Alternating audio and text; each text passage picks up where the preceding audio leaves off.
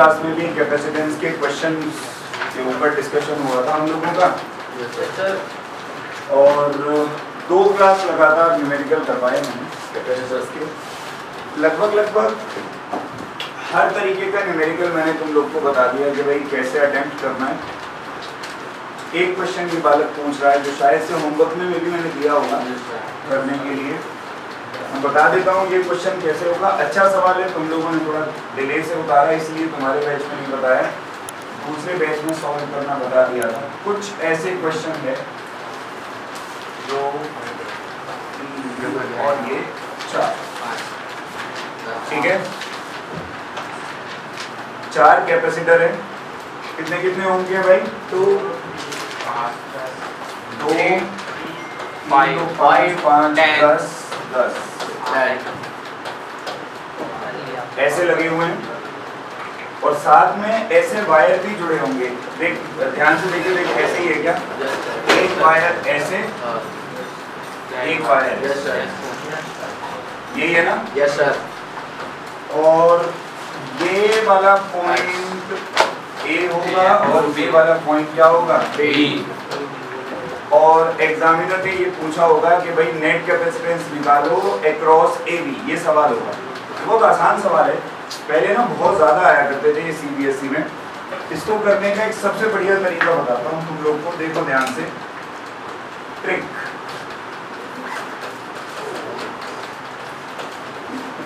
Capacitor की plates को charge देना शुरू कर दो अपनी तरफ से।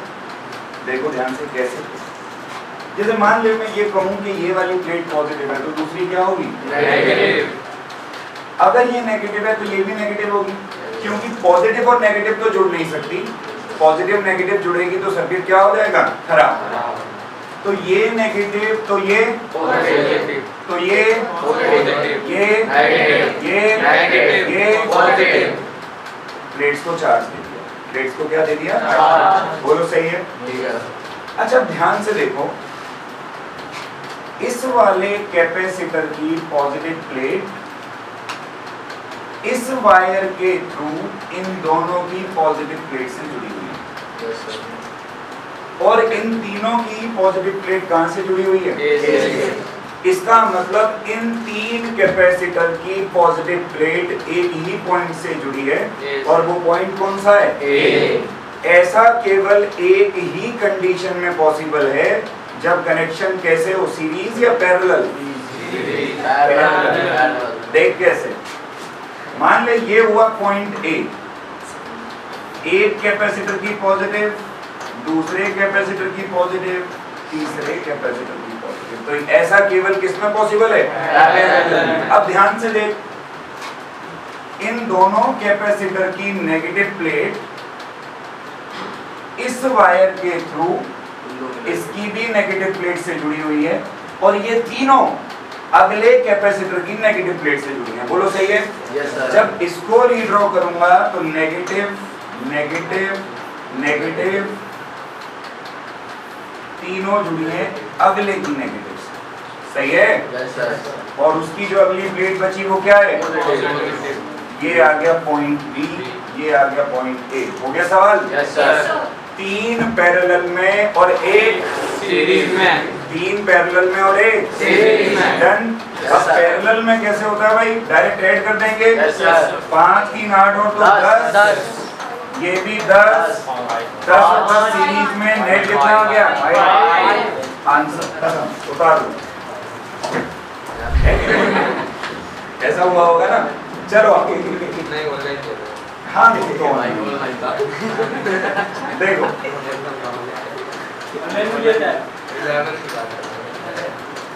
अब देखो थोड़ी सी पढ़ाई। टाइप्स ऑफ सब्सटेंसेस, थोड़ा रोचक बातें पढ़ेंगे आज डेरिवेशंस तक पहुंचने से पहले। सब्सटेंसेस के टाइप, 3 तरीके के सब्सटेंसेस की भाई हम लोगों को चर्चा यहाँ पे करनी है। आइए देखिए, 3 टाइप। उतारेगा अभी कोई नहीं, केवल लिखेंगे। हमारे पास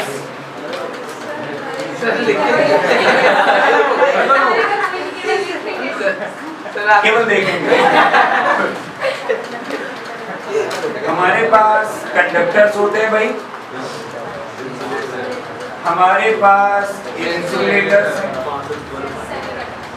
यहाँ पे अभी हम सेमी की चर्चा नहीं करेंगे, वो यूनिट नंबर 9 में आएगी। तीसरे टाइप के जो सब्सटेंसेस हैं भाई, डाइइलेक्ट्रिक्स। इनमें अंतर करना बेहद जरूरी है कि डाइइलेक्ट्रिक्स एक्चुअली क्या होते हैं। कॉन्सेप्चुअल बात है, इसलिए ध्यान से समझो। जैसे कंडक्टर्स की चर्चा की जाए, किसकी चर्चा की जाए? कंडक्टर्स की चर्चा की जाए। सब जानते हैं कंडक्टर्स कौन है भाई? They conduct electricity. अच्छा, रीजन क्या है ये कंडक्ट करते हैं इलेक्ट्रिसिटी को? Free electrons. कौन लिख सकते हैं? Due to presence of free electrons.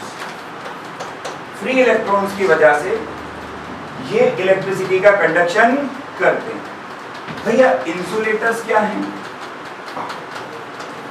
Do not conduct electricity. अच्छा, रीजन क्या है? कंडक्शन क्यों नहीं करते?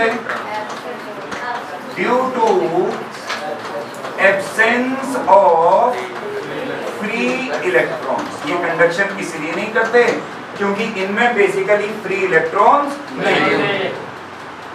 मुख्य मुद्दे की बात, ये सब तो हम लोग बचपन से पढ़ते आ रहे हैं। जो नहीं पढ़ा हमने वो ये है डाइइलेक्ट्रिक्स। यार ये क्या होते हैं एक्चुअली, व्हाट आर दे?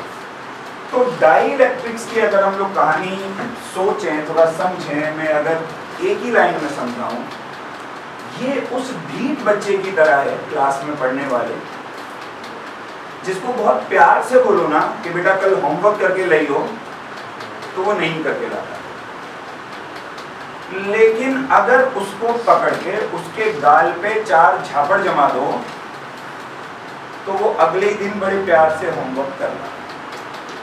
अब तुम मनी मन सोच रहे होगे कि सर इनडायरेक्टली हमें ही, तुम सही भी सोच रहे हो, मैं तुम्हें ही बोल रहा हूं। जैसे मैंने तुमसे कितने प्यार से कहा था कि रिवीजन कॉपी बना लो और हफ्ते के एंड में सबमिट करा देना। 2 हफ्ते निकल गए पर रिवीजन कॉपी किसी ने सबमिट नहीं करा। मैं ताना नहीं मार रहा, फिजिक्स पढ़। आप समझो, यही डाइइलेक्ट्रिक्स है। यही क्या है? डाइइलेक्ट्रिक्स। डाइइलेक्ट्रिक्स का क्या है? इसको बड़े प्यार से बोलो। जैसे ये इलेक्ट्रिक फील्ड है अनिकेत, ये डाइइलेक्ट्रिक है, ये इसको बोलता है कि भाई मेरे को पास होने देगा, तो बोलेगा अच्छा क्यों, आगे नहीं जाने दूंगा। फिर अनिकेत क्या काम करेगा? अपने साथ 5-7 साथी ले आएगा, बोले भाई अब बता, अब जाने देगा। बोला भाई मैंने क्यों मना किया, जा। ये डाइइलेक्ट्रिक बहुत कम वोल्टेज होगा, बहुत कम पोटेंशियल होगा, हल्के इलेक्ट्रिक फील्ड को ये पास नहीं होने देगा। समाज का रूल है ना। अबे लड़ाई होती है तो हल्के बंदे को सब कूट दे, कोई नहीं सुनता बेचारे। तगड़ा बंदा हो सुननी पड़ेगी, नहीं तो कूटेगा। हाँ ना बोलो। वैसे ही डाइइलेक्ट्रिक, हल्का इलेक्ट्रिक फील्ड होगा, ये नहीं जाने देगा उसको। स्ट्रॉन्ग इलेक्ट्रिक फील्ड होगा, ये केवल उसी को पास करेगा। मैं तुम्हें एग्जांपल बताता हूँ, तुम्हारे दिमाग में बात आनी चाहिए। हम सब लोग एक बात जानते हैं कि यार एयर जो है वो इंसुलेटर है कि नहीं है? एयर इंसुलेटर है, एयर इंसुलेटर है। अबे यही तो कारण है कि सोच के देख, मान ले ये एसी का वायर है, मैं इसको यहाँ से काट दूं, सपोज मैं इसको कट कर दूं, छील के छोड़ दूं, करंट भी दे दूं, क्या तुम्हें करंट लगेगा? क्यों नहीं लग रहा? क्योंकि एयर इंसुलेटर है। अगर एयर कंडक्टिंग होती भाई साहब, तो इस वायर से तुमको अपनी सीटों पे बैठे बैठे ही क्या लगता, और तुम डांस करते सारे, हाँ ना बोलो। लेकिन ऐसा नहीं होता। लेकिन सोचो, जब बिजली चमकती है और कभी कभी बिजली किसी के घर पे भी गिर जाती है, तो तब कंडक्शन कौन करता है? हवा से या आसमान से वो बिजली घर तक आई कैसे? किसी ने तार को लगाया नहीं था। फिर बिजली जमीन पे कैसे आई? किसने किया कंडक्शन? इसी एयर ने, जिसको तुम क्या कह रहे हो? तब क्यों कर दिया? क्योंकि करंट बहुत ज्यादा था। हल्के फुल्के करंट को ये पास नहीं होने देते, लेकिन बहुत स्ट्रॉन्ग करंट हो, और मैं अभी क्योंकि इलेक्ट्रोस्टैटिक्स पढ़ा रहा हूं तो करंट की बात नहीं करूंगा, मैं बोलूंगा बहुत स्ट्रॉन्ग पोटेंशियल हो, बहुत स्ट्रॉन्ग वोल्टेज हो, तो ये उसको अपने अंदर से पास होने देंगे। इनको डाइइलेक्ट्रिक्स कहते हैं। इनको क्या कहते हैं? ठीक है। तो इनकी डेफिनेशन कोई पूछेगा नहीं तुमसे, इसमें एक कॉन्सेप्चुअल सवाल आता है, उस पे आ रहा हूं आगे। They allow to transmit electrical effects, ये इलेक्ट्रिकल इफेक्ट्स को पास तो करते हैं but without conduction. Without electrical effect को पास तो करते हैं लेकिन कंडक्शन नहीं करते। कंडक्शन तो तभी माना जाता है जब इलेक्ट्रॉन पास हो। जब क्या पास हो? इलेक्ट्रॉन। अच्छा, ये कैसे पास करते हैं ये भी समझ ले जरा ध्यान से, आ जा मेरी बात। देख, मान ले ये एक डाइइलेक्ट्रिक है। ये क्या है? डाइइलेक्ट्रिक। न्यूट्रल है। मैं ये मान लेता हूँ न्यूट्रल है, तो इसमें 5 प्रोटॉन है, तो ना या ना बोलो 5 प्रोटॉन तो 5 ही इलेक्ट्रॉन। बहुत बढ़िया। अच्छा, नॉर्मली क्या होता है, जैसे तुमने 11th क्लास में पढ़ा होगा एक कॉन्सेप्ट सेंटर ऑफ मास का। किसका concept? Centre of mass. Centre of mass एक ऐसा पॉइंट होता है जिसपे बॉडी का सारा mass is suppose to be concentrated. वैसे ही सेंटर ऑफ चार्ज होता है।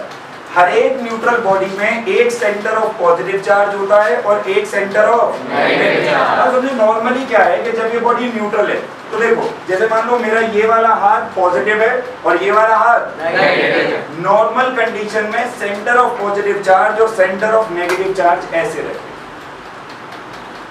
एकदम कोइंसाइड, और बॉडी 100% क्या रहती है? न्यूट्रल। अभी तो इसको बोलेगा ना कि इलेक्ट्रिक फील्ड को जाने देगा, ये मना कर देगा, बोले नहीं अभी नहीं जाने दे रहा। लेकिन हम भी असली जिद्दी थे। हमने क्या काम किया, इसके दोनों तरफ इधर भी और इधर भी बहुत स्ट्रॉन्ग इलेक्ट्रिक फील्ड लगा दी। कैसा फील्ड लगा दिया? ध्यान से समझ क्या हुआ। इलेक्ट्रिक फील्ड लगा दिया तो इस तरफ ले लें भाई पॉजिटिव और उस तरफ सही है। अब तुम ध्यान से, इधर पॉजिटिव है, ये पॉजिटिव इसके नेगेटिव को अपनी तरफ, क्योंकि वैल्यू बहुत ज्यादा है, और ये नेगेटिव इसके पॉजिटिव को, क्योंकि वैल्यू बहुत, हाँ ना बोलो। तो जो सेंटर ऑफ पॉजिटिव चार्ज और जो सेंटर ऑफ नेगेटिव चार्ज ऐसे कोइंसाइड हो रहे थे, मुझे लगता है अब वो हल्का सा अलग अलग हो जाएंगे। पूरे तरीके से तो नहीं, लेकिन हल्का सा। उसका नतीजा क्या होगा? उसका नतीजा भाई ये होगा कि जिस तरफ पॉजिटिव है इस तरफ पार्शियल नेगेटिव चार्ज आ जाएगा, और जिस तरफ नेगेटिव है इस तरफ कैसा चार्ज आएगा? ये डेल्टा है। डेल्टा का मतलब यहाँ पे होता है पार्शियल। क्या मतलब होता है? पार्शियल। अब ये चार्जेस बन गए तो ध्यान से देखो, पोल नहीं बन गए क्या? एक तरफ नेगेटिव पोल और एक तरफ पॉजिटिव। अब ये अपने अंदर से इलेक्ट्रिक फील्ड को पास होने देगा। इस प्रोसेस को कहा जाता है पोलराइजेशन। क्या कहा जाता है? पोलराइजेशन। इसको कहते हैं पोलराइजेशन होना।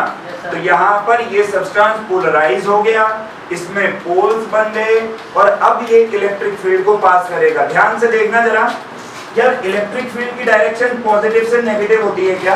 Yes sir. हाँ ना बोलो। Yes sir. बाहर से जो फील्ड तुमने लगाया था उसकी डायरेक्शन ये है ना? Yes sir. Positive to negative, सही है? Yes sir. इसके अंदर जो फील्ड बना, फील्ड की डायरेक्शन तो पॉजिटिव से नेगेटिव ही रहेगी ना? इसके अंदर जो फील्ड बना, तो इसका पॉजिटिव तो इधर है और नेगेटिव, तो फील्ड की डायरेक्शन, हाँ ना बोलो। तो मैं नहीं लग रहा कि इसमें जो फील्ड बना वो इस बाहर वाले फील्ड का क्या कर रहा है? अपोजिट। क्या कर रहा है? अपोजिट। अपोज कर रहा है ना? और इसकी वजह से नेट फील्ड हमेशा घटेगा। इसकी वजह से नेट फील्ड हमेशा घटेगा। ये सवाल आया है यहाँ से सीबीएसई में कि why does the electric field inside a dielectric decreases When it is placed in external electric field, field घट क्यों जाता है? इसलिए घट जाता है क्योंकि पोलराइजेशन हो जाती है। क्या हो जाती है? पोलराइजेशन। बात पल्ले पड़ी भाई? Yes, sir. हाँ ना बोलो? Yes, sir. उतारो फटाक से, पहले यहाँ फिर अगले पेज पे आएंगे। बनाओ, इसके बाद एक क्वेश्चन बोलूंगा, वो क्वेश्चन लिखना।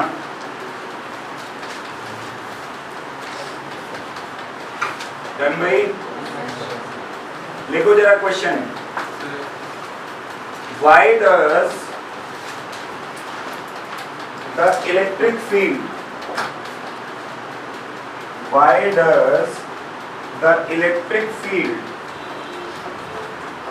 inside a dielectric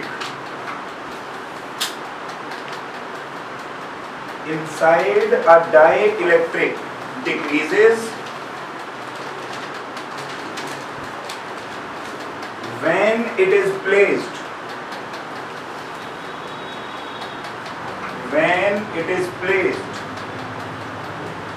in external electric field? When it is placed in external electric field, full stop, question mark, answer लिखो। Due to polarisation,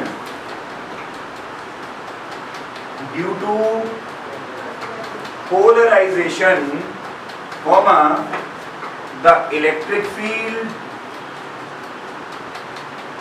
inside a dielectric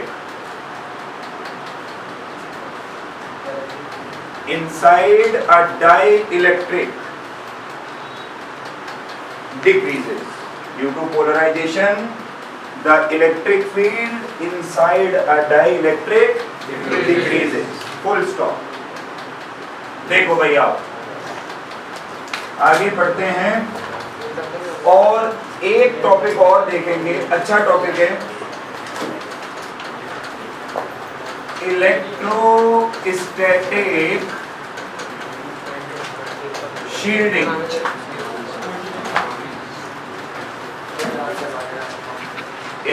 अच्छा, शील्ड का मतलब क्या होता है? शील्ड का मतलब होता है टू प्रोटेक्ट, एक तरीके से बचाना। अब इसके पीछे एक अच्छी स्टोरी है। एक साइंटिस्ट हुए जिनका नाम था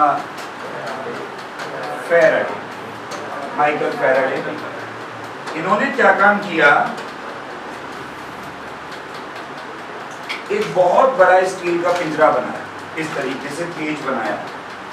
समझना एक्सपेरिमेंट को, उसके बाद में ही लिखना, ठीक है। एक बहुत बड़ा स्टील का क्या बनाया, पिंजरा बनाया, और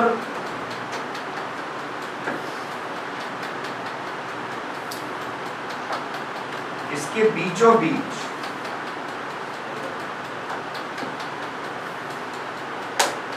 एक तरीके से एक चेयर लगाई। ये यहां से इंसुलेट कर रखा था,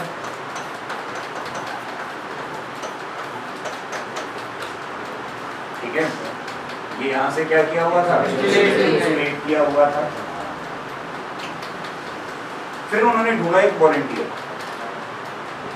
स्वेच्छा से, जो इस कुर्सी पे आके बैठे, लेकिन कोई माना नहीं। अब वो क्यों नहीं माना? क्योंकि वो एक्चुअली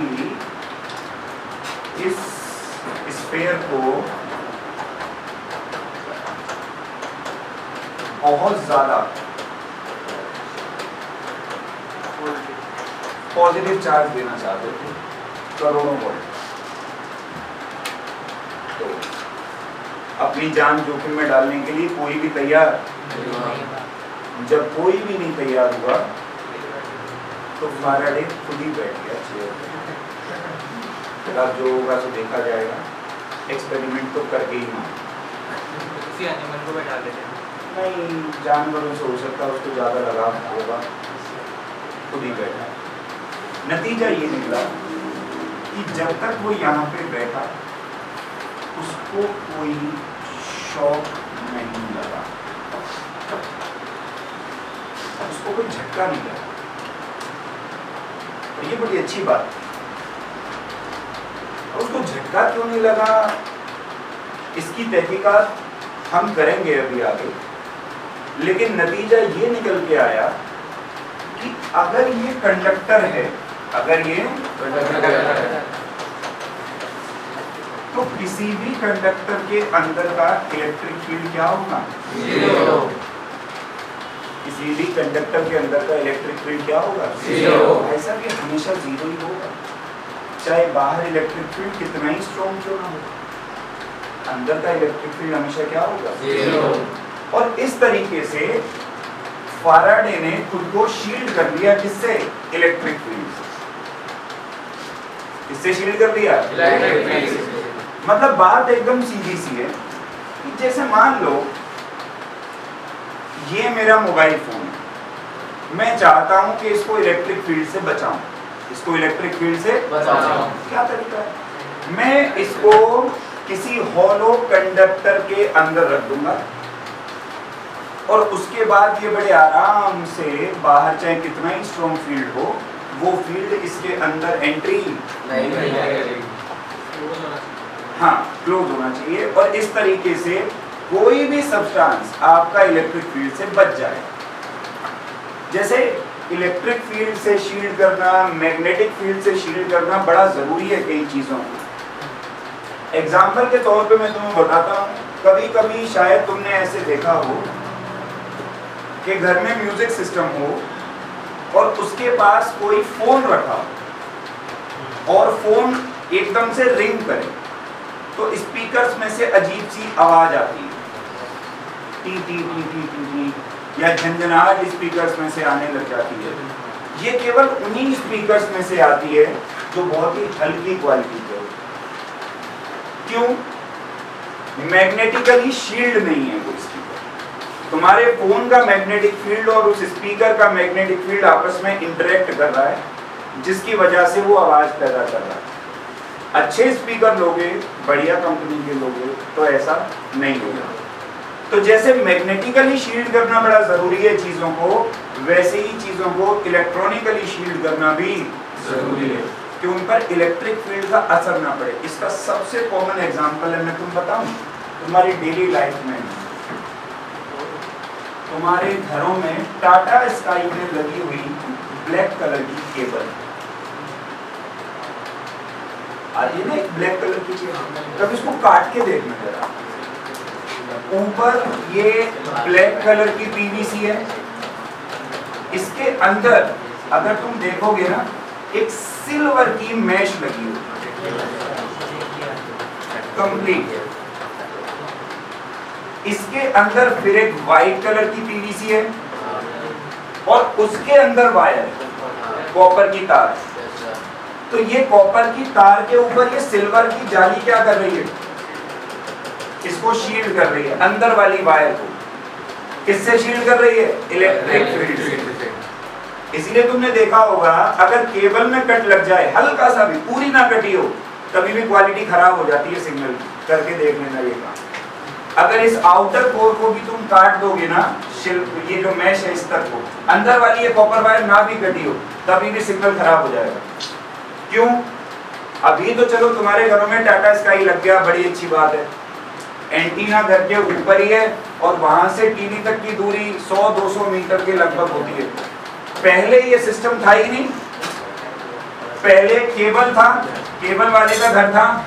समझो बात को, केबल वाले के घर के ऊपर एंटीना था, वो क्या काम करता था? वहां से वायर्स के थ्रू तुम्हारे घर तक ट्रांसफर करता था सिग्नल को।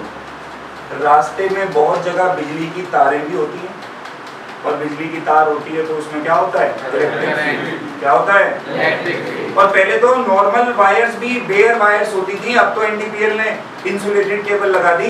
पहले तो ऐसे ही तार होते थे, कुंडे डाल लेते थे लोग उनमें पावर लेने के लिए, तो वो भी तो ओपन वायर थी, उनमें भी इलेक्ट्रिक फील्ड था। वो इलेक्ट्रिक फील्ड इस सिग्नल को खराब ना कर दे, इसके लिए इंसुलेट किया जाता था, या ये कह दो इलेक्ट्रॉनिकली शील्ड किया जाता था। That's why this wire। और ये जो डिजिटाइजेशन किया है ना गवर्नमेंट ने, अगर गवर्नमेंट ये ना करती ना तो अल्ट्रा एचडी और फुल एचडी चैनल अपने घरों में देख ना पाते तुम लोग किसी भी कीमत पे। ये केबल वाले सिस्टम में ये पॉसिबिलिटी नहीं थी, कैसे वो कभी आगे समझाऊंगा, अभी वो मेरा विषय नहीं है कम्युनिकेशन करवाना, मेरा विषय है इलेक्ट्रोस्टैटिक शील्डिंग पे रहना। बात पल्ले पड़ी। इस फेनोमेना को इलेक्ट्रोस्टैटिक क्या बोला जाता है? शील्डिंग। तो ये जो छोटे छोटे पिंजरे बनाए गए बाद में, इन पिंजरों को नाम दिया गया फैराडेज केजेस। क्या नाम दिया गया? क्या नाम दिया गया? फैराडेज केजेस। बोलो क्लियर है?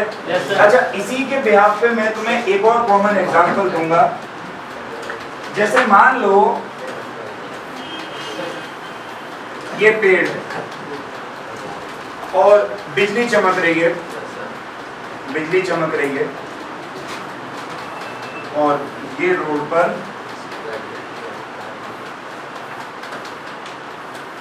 तुम गाड़ी से जा रहे हो, बिजली चमक रही है, तो तुम मुझे सोच के बताओ कहाँ रहना तुम्हारे लिए बेहतर है?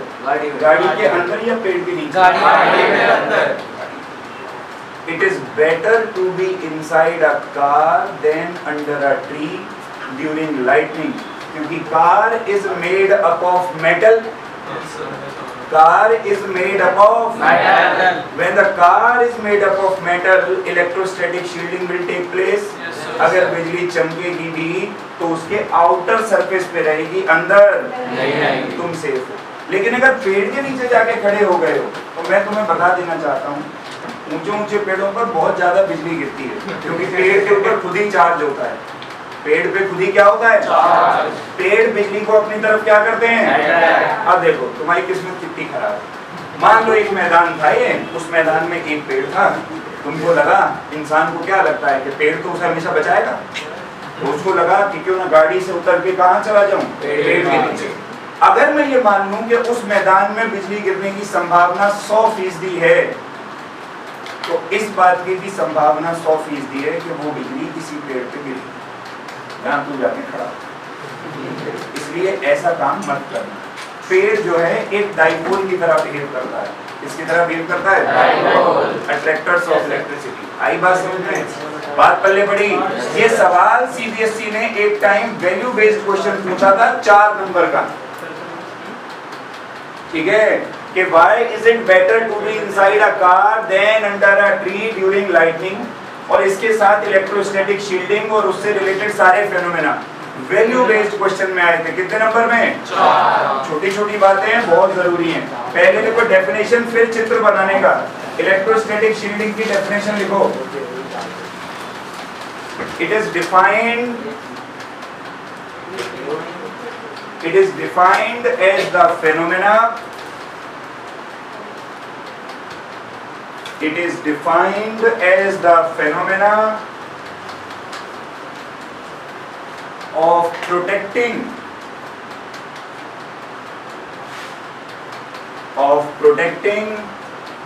a region of space. It is defined as the phenomena of protecting a region of space from strong electric fields. From strong electric fields. ठीक है भाई, स्ट्रॉन्ग इलेक्ट्रिक फील्ड से बचाना। उतार डालो फटाक से। सर ये उतारना पाएगा? हाँ बिल्कुल, एग्जाम्पल में उतार लो, एग्जाम्पल ही याद रहेंगे भाई। हाँ सरफेस पे होगा ना, अंदर नहीं होगा ना। और हम रखेंगे तो सरफेस पे तो बस होगा। अरे इंसुलेट कर रखा है जो इसमें क्या आप जैसा एग्जांपल दे रहे हैं, इसका उसको भी इंसुलेट करना पड़ेगा। थोड़ी हाँ हाँ बेटा।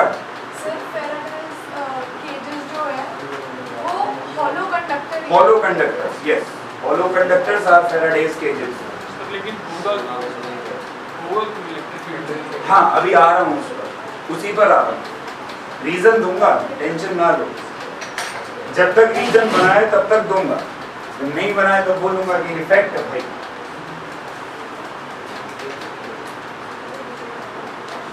पर ये जो केबल एक्चुअली होती है ना, इसका टेक्निकल जो नाम है इसको बोला जाता है कोएक्सियल केबल। जो ब्लैक कलर की केबल लगती है इसका टेक्निकल नेम है कोएक्सियल केबल।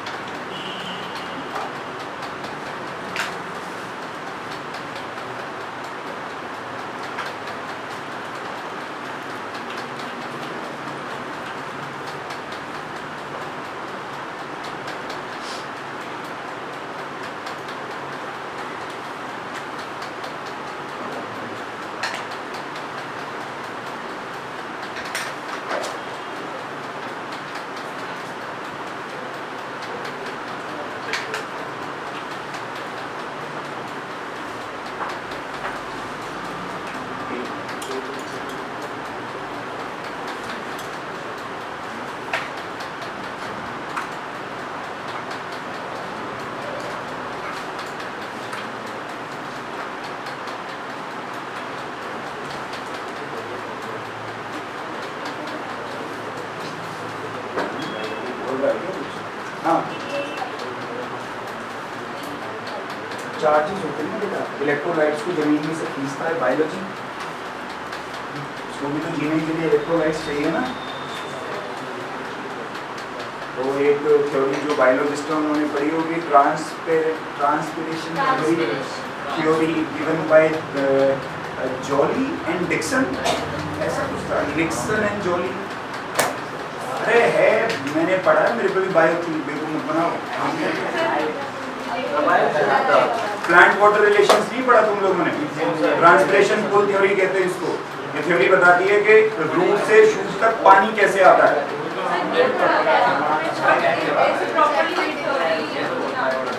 मैं सर्च करता तुम बताओ। सर आपने पे क्रॉस क्यों लगाया एक सर्कल में? अंदर इलेक्ट्रिक फील्ड नहीं होगा उसके लिए।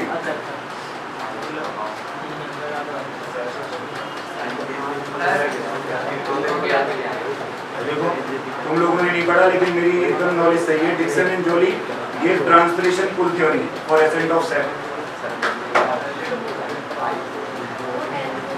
ना 11 में पूरी थ्योरी है पूरी।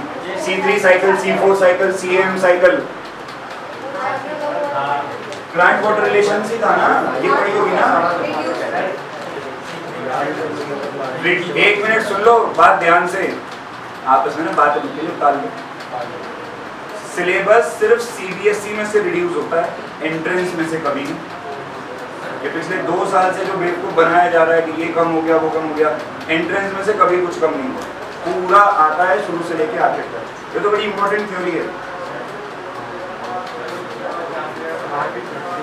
क्या कर सकता है? काय का आग जब तक नहीं लगेगी जब तक करंट नहीं बनेगा। स्पार्क भी तो होना चाहिए। चार्ज में और करंट में अंतर है मेरे भाई, आओ जरा। अच्छा ये बात जरूर लिख लेना जो मैंने एंड में बताई कि it is better to be inside a car than under a tree. नहीं भूल जाओ ड्यूरिंग लाइटनिंग। नहीं ऐसे लिख लो, फैक्ट लिख लो सितारा लगा के। नहीं वो तेरी मर्जी है ड्राइंग बनानी है। सितारा लगा के लिख लो, it is better to be inside a car than under a tree during lightning.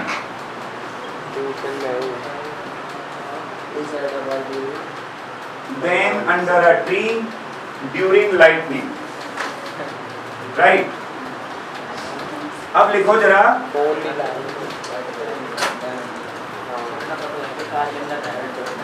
some important points।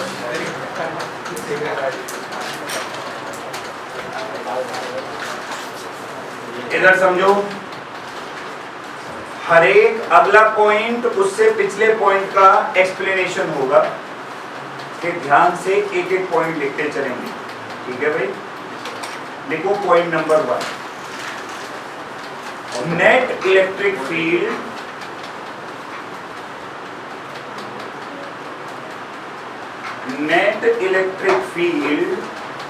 inside a dielectric, inside a conductor, net electric field inside a conductor is always zero. Is always zero. आइए समझते हैं ध्यान से। ये मान लीजिए conductor है, examiner कहता है इसके अंदर इलेक्ट्रिक फील्ड हमेशा क्या रहेगा? जीरो। अब हो सकता है तुम ये पूछो मुझसे और ये सवाल तुम्हारे मन में आए कि क्यों जीरो? तो कारण है, लिखो पॉइंट नंबर 2 लिखो। कारण ये है net charge inside a conductor is always zero. Net charge inside a conductor is always zero. कि किसी भी कंडक्टर के अंदर का नेट चार्ज आर्यन हमेशा क्या होता है? जीरो। आर्यन गौर हमेशा क्या होता है? जीरो। सोने का नहीं, फोकस करने का। नेट चार्ज किसी भी कंडक्टर के अंदर हमेशा क्या होता है? जीरो। अच्छा बात को समझो यार, इलेक्ट्रिक फील्ड का जो फॉर्मूला है वो होता है K/R²। ये पढ़ा है हम लोगों ने। अब नेक्स्ट पॉइंट क्या कह रहा है कि इसके अंदर चार्ज ही नहीं है, इसके अंदर हमेशा चार्ज क्या होगा? जीरो। और जब चार्ज जीरो होगा तो यहाँ पे जीरो रखोगे तो ई भी क्या आएगा? जीरो। तो ये कह रहा है कि इलेक्ट्रिक फील्ड इसलिए जीरो है क्योंकि अंदर का नेट चार्ज ही हमेशा क्या है? जीरो। अब समस्या कि अंदर का नेट चार्ज क्यों जीरो है भाई, इसका भी तो कोई कारण होगा। तो तीसरा पॉइंट लिखो charge always resides, charge always resides रहता है on the outer surface, on the outer surface of a conductor. Charge always resides on the outer surface of a conductor.